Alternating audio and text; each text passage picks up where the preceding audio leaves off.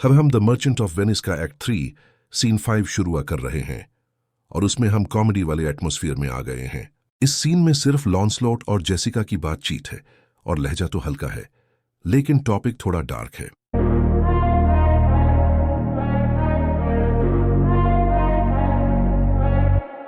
Scene 5 the same, a garden, यानी मकाम पिछले सीन जैसा ही है, यानी पोर्सिया का घर, बस अब सेटिंग बाग में है। एंटर लॉन्सलॉट एंड जेसिका, मतलब लॉन्सलॉट और जेसिका अब स्टेज पर आ जाते हैं। लॉन्सलॉट इस प्ले का कॉमिक सर्वेंट है, जिसकी आदत है कि बात को उल्टा सीधा करके मजाक बना दे, और जेसिका इस सीन में उसके साथ हल्की फुल्की गुफ्तगू कर रही है। लॉन्सलॉट: Yes, truly, for look you, the sins of the father are to be laid upon the children. Therefore I promise ye I fear you. लॉन्सलॉट अब जेसिका को चिढ़ाते हुए एक दीनी बात उठा रहा है ताकि डर वाला जोक बना सके। The sins of the father are to be laid upon the children का सीधा मतलब है बाप के गुनाहों का बोझ बच्चों पर डाल दिया जाता है। प्रॉमिस ये का मतलब है मैं तुम्हें यकीन दिलाता हूं, और आई फियर यू से मतलब तुम्हारे लिए डरना है, तुम्हें डरना नहीं। यानी वो कह रहा है कि बाइबल वाली सोच के मुताबिक बाप के गुनाहों की सजा बच्चे भुगतते हैं, इसलिए मैं तुम्हारे लिए फिक्र महसूस कर रहा हूं। I was always playing with you, and so now I speak my agitation of the matter. Therefore be of good cheer, for truly I think you are damned. अब वो अपने आप को बहुत स्ट्रेट वाला बंदा बनाकर बात आगे बढ़ा रहा है। प्लेन का मतलब है साफ साफ, बिना घुमा फिरा कर। एजिटेशन ऑफ द मैटर से मतलब है इस टॉपिक पर मेरी घबराई हुई सोचें, यानी जो दिमाग में चल रहा है वो। बी ऑफ गुड चीयर एक इडियम है, इसका मतलब है हिम्मत रखो, दिल हल्का रखो। डैम्ड का मतलब है अजाब में जाना, यानी नजात ना मिलना। मीन्स वो कह रहा है कि मैं तो हमेशा साफ बात करता हूं, इसलिए अब भी अपने दिल की बात कह दूं। खुश रहो, मुझे तो लगता है तुम अजाब में जाओगी। एग्जाम के लिए टोन नोट करें, इसमें डार्क आयरनी है, यानी खुश रहो बोलकर अगली ही सांस में बहुत सख्त बात कर देना। There is but one hope in it that can do you any good, and that is but a kind of bastard hope neither. जब लॉन्सलॉट कहता है कि इसमें एक ही उम्मीद है जो तुम्हें फायदा दे सकती है, लेकिन वो उम्मीद भी ठीक उम्मीद नहीं। बास्टर्ड होप से मतलब है नकली सी, कमजोर, गलत टाइप उम्मीद, जिस पर असल में भरोसा नहीं किया जा सकता। सीधी बात, वो जेसिका को मजीद चिढ़ा रहा है कि एक उम्मीद है, लेकिन वो भी बेकार सी है। Jessica, and what hope is that I pray thee? Jessica अब पूछती है कि वो उम्मीद कौन सी है। I pray thee का मतलब है मेहरबानी करके मुझे बता दो। Lancelot: Mary, you may partly hope that your father got you, not that you are not the Jew's daughter. लॉन्सलॉट अब एक बहुत बद मजाक बना रहा है और जेसिका के बाप को टारगेट कर रहा है। मेरी इस जमाने में कसम वाली बात है, यानी वर्जिन मेरी के नाम पर बोलना। Your father got you not का मतलब है तुम्हारा बाप ही ना हो, यानी उसने तुम्हें जन्म न दिया हो। द जूज डॉटर से मतलब है शाइलॉक की बेटी, और वो इसको इंसल्ट जीसा बनाकर कह रहा है। हसान अल्फाज में वो कह रहा है कि तुम्हारी एक उम्मीद ये हो सकती है कि शाइलॉक असल में तुम्हारा बाप ना निकले, ताकि तुम यहूदी की बेटी ना रहो। Jessica: That were a kind of bastard hope indeed, so the sins of my mother should be visited upon me. लॉन्सलॉट ने अभी कहा था कि उम्मीद ये रखो कि शायद शाइलॉक तुम्हारा बाप ही ना हो। इस उम्मीद का मतलब ये बनता है कि फिर तुम्हारी माँ ने शादी के अंदर किसी और से ताल्लुक रखा होगा, यानी उसने बेवफाई की होगी। विजिटेड अपॉन मी का मतलब है उस गुनाह की सजा मेरे ऊपर आ जाना, मुझे भगत ना पड़ना। यानी जेसिका कह रही है कि अगर मैं शाइलॉक की बेटी नहीं भी निकली तो फिर भी मसला खत्म नहीं होता, बस इल्जाम बाप से हटकर मां की तरफ चला जाता है। शायद ही बात, एक तरफ बाप के गुनाह की सजा, दूसरी तरफ मां की बेवफाई वाले गुनाह की सजा, और नुकसान फिर भी जेसिका ही का है। पिछली बात में लॉन्सलॉट ने जेसिका को बास्टर्ड होप वाली बात से चिढ़ाया था, अब वही जोक और तेज हो जाता है और फिर अचानक रिलीजन से फूड पर चला जाता है। लॉन्सलॉट: Truly then I fear you are damned both by father and mother. Thus when I shun Scylla, your father, I fall into Charybdis, your mother. Well, you are gone both ways. लॉन्सलॉट अब कह रहा है कि मुझे तुम्हारे लिए डर है, क्योंकि तुम बाप और माँ दोनों की वजह से डैम्नेड हो सकती हो। शु का मतलब है अवॉइड करना, दूर रहना। गॉन बोथ वेज एक इडियम है, मतलब दोनों तरफ से नुकसान, यानी किसी भी तरफ जाओ बचने का रास्ता नहीं। अब साइला और चैरिब्डिस का रेफरेंस समझ लें, फिर लाइन खुद क्लियर हो जाएगी। ग्रीक मिथ में एक समंदरी रास्ता था जहां जहाजों को एक तंग जगह से गुजरना पड़ता था। एक साइड पर सिला नाम का मॉन्स्टर था जो करीब आने वालों को मार देता था। दूसरी साइड पर चरिब्डिस नाम का भनूर था जो पानी को निगलकर जहाज डब्बू देता था। सफर करने वाला अगर सिला से बचने को दूसरी तरफ जाता तो चरिब्डिस में फंस जाता। आउटकम यह कि दोनों में से किसी एक खतरे से टकराव तकरीबन पक्का था। अब लाइन का मतलब, अगर जेसिका बाप वाले गुनाह और अजाब वाली बात से बच भी जाए तो माँ वाली तरफ मसला खड़ा हो जाता है और वो दोनों तरफ से सेफ नहीं। यानी एक तरफ सिला जैसा खौफनाक मॉन्स्टर था और दूसरी तरफ चरिब्डिस जैसा भनूर जो पानी निगलता और वापस उछालता था। सीधी बात, जो भी उस रास्ते से गुजरे उसे एक खतरे से बचकर दूसरे खतरे का सामना करना पड़ता था। यानी लॉन्सलॉट जेसिका को कह रहा है कि मैं अगर तुम्हारे बाप के गुनाहों वाले खतरे से बचूं तो माँ वाली तरफ गिर जाता हूं और तुम दोनों तरफ से फंस गई हो। Jessica, I shall be saved by my husband. He hath made me a Christian. Jessica अब अपना कॉन्फिडेंस दिखाती है कि मैं बच जाऊंगी क्योंकि मेरा हस्बैंड मुझे सेव करेगा। हर्थ का मतलब हंस है, यानी उसने मुझे क्रिश्चियन बनाया है। मीन्स वो कह रही है कि मेरा मजहब बदल चुका है, इसलिए मुझे नजात मिल जाएगी। Lancelot. Truly the more to blame he. We were Christians. Now before Ian as many as could well live one by another. This making Christians will raise the price of hogs. If we grow all to be pork eaters, we shall not shortly have a rasher on the coals for money. Lancelot अब उल्टा कह रहा है कि तुम्हारा husband तो और ज्यादा ब्लेम वाला है। खैन हाउ का मतलब इनफ है और इन का मतलब इवन है। वन बाय अनदर का मतलब है एक दूसरे के साथ साथ, यानी हम पहले ही बहुत सारे क्रिश्चियंस थे जितना सोसाइटी में चल सकता था। अब वो रिलीजन को एक फनी इकोनॉमिक मसीला बना देता है। हॉग्स यानी सूर और पोर्क ईटर्स यानी सूर का गोश्त खाने वाले। रैशर का मतलब है बेकन का एक स्लाइस जो आग पर सीका जाए। फॉर मनी का मतलब है किसी भी कीमत पर। सीधी बात, लॉन्सलॉट कह रहा है कि अगर यहूदी भी क्रिश्चियन बन गए तो सूर के गोश्त के खाने वाले बढ़ जाएंगे, फिर हॉग्स महंगे हो जाएंगे और जल्द बेकन किसी भी कीमत पर नहीं मिलेगा। एग्जाम के लिए अच्छा पॉइंट यह है कि यह कॉमिक एक्सैजरेशन है और इसमें कैजुअल प्रेजुडिस भी निकल आता है क्योंकि जेसिका की आइडेंटिटी को जोक में घसीटा जा रहा है। Enter Lorenzo. अब लोरेंजो सीन में आ जाता है और अब बातचीत में हस्बैंड वाइफ वाली टीजिंग शुरू होने वाली है। और जैसे ही वो अपनी बीवी जेसिका के पास आता है तो फौरन हल्की फुल्की जेलसी वाली बात शुरू हो जाती है।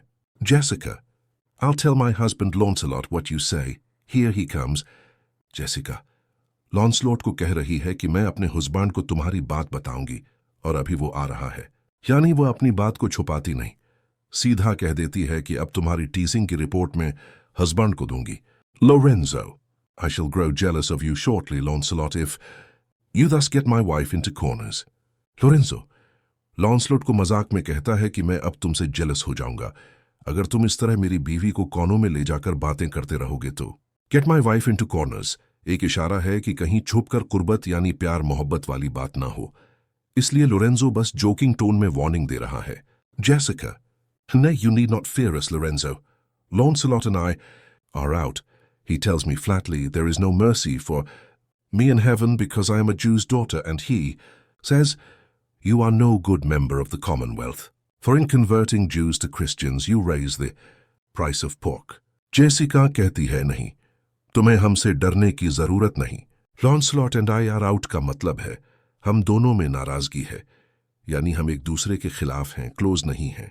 फ्लैटली का मतलब है बिल्कुल साफ साफ बिना लपीटे। No mercy for me in heaven से मतलब है आसमान में मुझे रहम नहीं मिलेगा, और लॉन्सलॉट वजह यह बता रहा था कि मैं एक यहूदी की बेटी हूं। अब जेसिका अपने हस्बैंड को लॉन्सलॉट की दूसरी बात भी बता देती है। मेंबर ऑफ द कॉमनवेल्थ का मतलब है सोसाइटी का अच्छा शहरी, अच्छा फर्द। कन्वर्टिंग जूस टू क्रिश्चियंस से मतलब है यहूदियों को क्रिश्चियन बनाना। Raise the price of pork वाला जोक वही है कि अगर पोर्क खाने वाले बढ़ गए तो गोश्त महंगा हो जाएगा। यानी जेसिका कहती है कि लॉन्सलॉट मुझे कह रहा था कि मुझे हीवन में रहम नहीं मिलेगा और तुम सोसाइटी के अच्छे शहरी नहीं क्योंकि तुम कन्वर्शंस करके पोर्क की कीमत बढ़ा रहे हो। Lorenzo, I shall answer that better to the Commonwealth than you can the getting up of the Negro's belly. The more is with child by you, Lancelot. Jessica ने अभी लोरेंजो को report किया था कि लॉन्सलॉट कह रहा है तुम कॉमनवेल्थ के अच्छे मेंबर नहीं क्योंकि तुम जूस को क्रिश्चियन बनाकर पोर्क महंगा कर रहे हो। लोरेंजो असल में उस इल्जाम का लॉजिकल जवाब देने के बजाय लॉन्सलॉट को शर्मिंदा करके चुप कराना चाहता है, इसीलिए वो एक गंदी सी काउंटर एक्यूजेशन ले आता है। आंसर दैट बेटर का मतलब है मैं इस बात का जवाब ज्यादा अच्छी तरह दे दूंगा। The getting up of the Negro's belly का मतलब है एक ब्लैक औरत का पेट निकल आना, यानी प्रेग्नेंट हो जाना। The Moor is with child by you का मतलब है वो मोर औरत तुमसे हामला है लॉन्सलॉट, यानी लोरेंजो कह रहा है तुमने मुझे बैड सिटीजन कहकर जो बात छीड़ी है मैं उसका जवाब दे दूंगा, लेकिन तुम ये बताओ कि ये मोर औरत तुमसे प्रेग्नेंट क्यों है। तुम उस स्कैंडल का जवाब इतना साफ नहीं दे पाओगे। रेनेसांस जमाने में मूर और नीग्रो जैसे लफ्ज डार्क स्किन्ड लोगों के लिए इस्तेमाल होते थे और उनके बारे में रेसिस्ट स्टीरियोटाइप्स भी आम थे, इसीलिए ये जमला कॉमेडी के नाम पर ऑफेंसिव इंसल्ट की तरह चल रहा है। एग्जाम के लिए एंगल ये है कि क्लाउन सबप्लॉट में रोग ह्यूमर के साथ सोसाइटी के प्रेजुडिसेस भी एक्सपोज हो जाते हैं। अब हम उसी जोक को आगे चलाते हैं जिसमें लोरेंजो ने लॉन्सलॉट पर मूर वाली बात कहकर चिढ़ाया था। अब लॉन्सलॉट उसी मूर को मोर बनाकर वर्ड प्ले कर रहा है। Launcelot, it is much that the more should be more than reason, but if she be less than an honest woman she is indeed more than I took her for. यहां Launcelot बचने के लिए मूर और मोर की आवाज को मिलाकर word play कर रहा है। लोरेंजो ने अभी कहा था the Moor is with child by you, यानी तुमने मूर औरत को प्रेग्नेंट किया है। इट इज मच का मतलब है ये तो बहुत बड़ी बात है। मोर देन रीजन का मतलब है हद से ज्यादा, अकल से बाहर, यानी बहुत एग्जैजरेशन वाली बात। Less than an honest woman का मतलब है अगर वो औरत शरीफ नहीं, यानी पाकदामन नहीं। मोर than I took her for का मतलब है फिर तो वो मेरी सोच से भी ज्यादा खराब निकली। सीधी बात लॉन्सलॉट कह रहा है कि ये तो बहुत बड़ी बात है कि वो मूर औरत हद से ज्यादा वाली हालत में हो, यानी प्रेगनेंसी का इल्जाम बहुत भारी है, और अगर वो औरत वैसे ही शरीफ नहीं तो फिर वो मेरी तवक्का से भी ज्यादा गलत किस्म की औरत निकली, यानी वो अपनी जान बचाने के लिए इल्जाम को औरत के कैरेक्टर पर मोड़ रहा है और साथ पन भी मार रहा है। Lorenzo, how every fool can play upon the word, I think the best grace of wit will shortly turn into silence, and discourse grow commendable in none only but parrots. Go in, Sirrah, bid them prepare for dinner. Lorenzo अब नाराज होकर कहता है कि हर बेवकूफ लफ्जों पर खेल लेता है। प्ले अपॉन द वर्ड का मतलब है वर्ड प्ले करना, यानी लफ्ज को मरोड़कर जोक निकालना। ग्रेस ऑफ विट का मतलब है क्लेवर बात की खूबसूरती, यानी होशियारी से हंसने वाली बात। शॉर्टली का मतलब है जल्द। डिस्कोर्स का मतलब है बाकायदा गुफ्तगू। कमेंडेबल का मतलब है तारीफ के लायक। नन ओनली बट पैरट्स का मतलब है सिर्फ तूते और किसी में नहीं। मतलब लोरेंजो कह रहा है कि अब तो वर्ड प्ले इतना हो रहा है कि जल्द क्लेवर बात का चार्म खत्म हो जाएगा और चुप्पी ही अच्छी लगेगी और गुफ्तगू की तारीफ सिर्फ तूतों के लिए रह जाएगी, यानी लोग बस रटा हुआ बोलेंगे। फिर वो अपनी मास्टर वाली टोन में ऑर्डर देता है। सिर्रा एक हकारत वाला लफ्ज है जो सर्वेंट को डांटते वक्त बोला जाता है। बिड देम का मतलब है उनको कहना, हुक्म देना। प्रिपेयर फॉर डिनर का मतलब है डिनर की तैयारी करना, यानी घर के लोग और सर्वेंट खाना लाने, बिछाने वाले काम सब सेट करें। यानी लोरेंजो लॉन्सलॉट को कह रहा है कि अंदर जाओ और उनको कहो कि डिनर की तैयारी करें। Launcelot, that is done sir, they have all stomachs. Launcelot जानबूझकर फ्रेज को गलत सेंस में ले रहा है। स्टमक्स का एक मतलब है पीठ, लेकिन इसे एपिटाइट भी कहते हैं, यानी भूख। मतलब वो कह रहा है कि सर तैयारी हो गई, उन सब के पास स्टमक्स हैं, यानी भूख है, वो खाने के लिए रेडी हैं। Lorenzo, goodly lord, what a wit snapper are you, then bid them prepare dinner. Lorenzo हैरानी और गुस्से के साथ कहता है कि ए अल्लाह, तू तो क्या जबरदस्त विट स्नैपर है। विट स्नैपर का मतलब है दूसरे की बात को झटपट पकड़कर उसमें से जोक निकाल लेना। फिर वो अपना हुक्म सुधार कर दोबारा देता है कि ठीक है, उनको डिनर तैयार करने को कहो। Lancelot, that is done too, sir, only cover is the word. Lancelot अब भी करेक्शन के नाम पर जोक कर रहा है। कवर से मुराद है टेबल बिछाना, कपड़ा बिछाना, यानी टेबल सेट करना। मतलब वो कह रहा है कि सर डिनर भी हो गया, बस वो आपकी तरफ से कवर वाला वर्ड सुनने के इंतजार में हैं, यानी जैसे ही आप उनको टेबल कवर करने को कहेंगे वो टेबल पर कपड़ा बिछा देंगे और जो आपने प्रिपेयर वाला वर्ड यूज किया है उसकी जगह कवर वाला वर्ड यूज करें बस। एग्जाम के लिए इस चंक का अहम पॉइंट ये है कि शेक्सपियर ने सर्वेंट मास्टर बैंटर में पुन और डिलिबरेट मिसअंडरस्टैंडिंग से कॉमिक रिलीफ बनाया है और लैंग्वेज की क्लास डायनामिक्स भी दिखाई है। अब हम देखते हैं कि लोरेंजो और लॉन्सलॉट के बीच कवर वाली बात अब पक्की वर्ड प्ले फिट बन जाती है और लोरेंजो को गुस्सा भी आता है। Lorenzo, will you cover then sir? Lorenzo अब लॉन्सलोट से पूछता है कि फिर तुम कवर करोगे, यानी टेबल पर कपड़ा बिछाओगे? Launcelot, not so sir neither, I know my duty. Launcelot जवाब में कहता है, नहीं सर, ऐसा भी नहीं, मैं अपना ड्यूटी जानता हूं। यानी वो कवर को जानबूझकर दूसरा मतलब दे रहा है, जैसे सर कवर करना, और कह रहा है मैं बदतमीजी नहीं करूंगा, यानी आपकी मौजूदगी में सर पर कैप पहनूं। Lorenzo, yet more quarreling with occasion, wilt thou show the whole wealth of thy wit in an instant?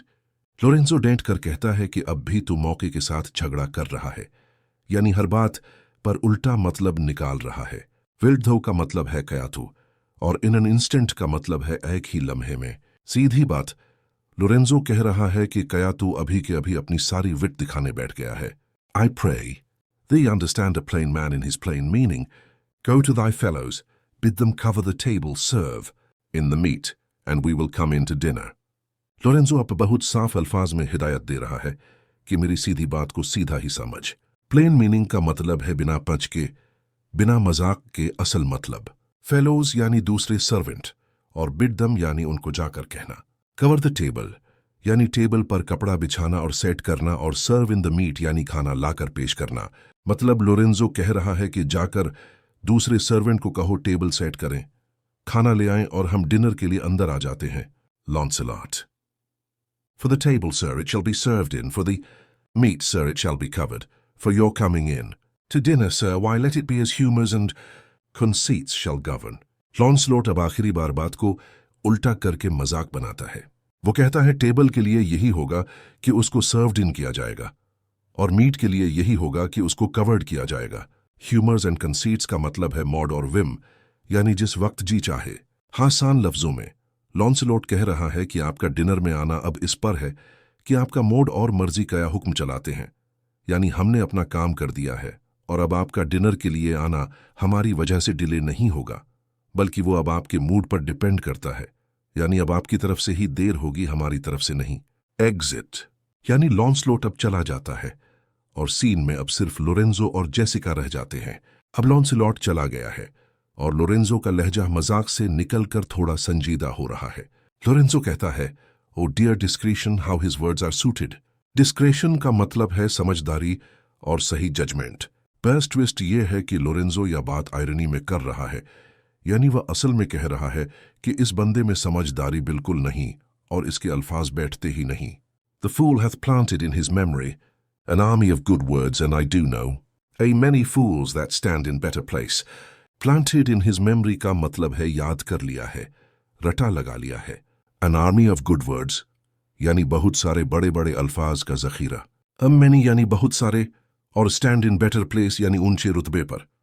मतलब लोरेंजो कह रहा है कि ये बेवकूफ बस अल्फाज याद कर लेता है, और मैं ऐसे बेशुमार बेवकूफ लोग भी जानता हूं जो इससे बही बड़ी पोजीशन में हैं।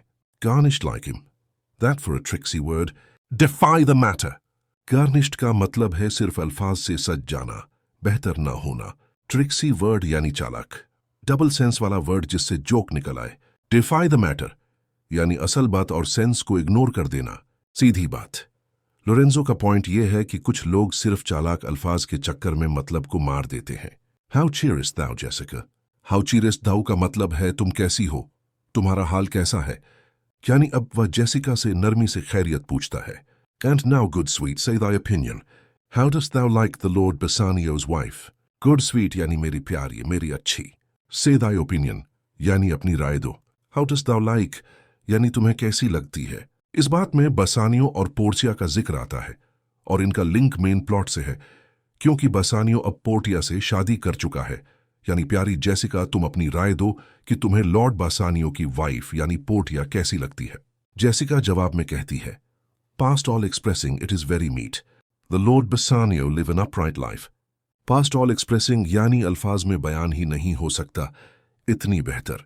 Very meet का मतलब है बिल्कुल ठीक, बिल्कुल मुनासिब। Upright life यानी सीधी, साफ, अच्छी अखलाक वाली जिंदगी।